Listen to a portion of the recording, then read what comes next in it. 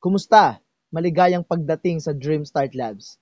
Sa video na ito, gusto kong ipakita sa inyo kung paano magsagawa ng buong backup ng database ng grupo.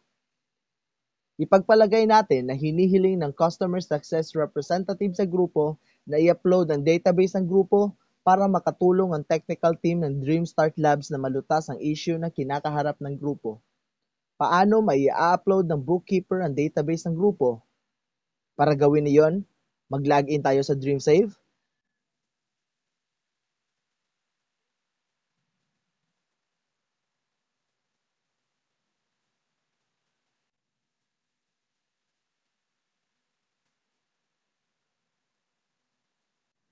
At kapag nakapasok na tayo sa loob ng grupo, pindutin ng 3 beses ang pangalan ng grupo.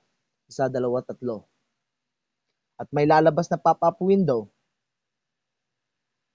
Mapapansin nyo sa bandang ibaba, may mababasa tayong i-backup ang buong database ng grupo. Pindutin ito hanggang matapos ang progress bar.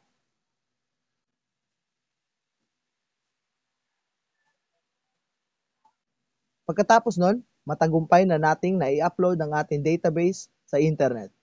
Paalala, kailangan naka-login ang grupo para magsagawa ng full backup sa kanilang database.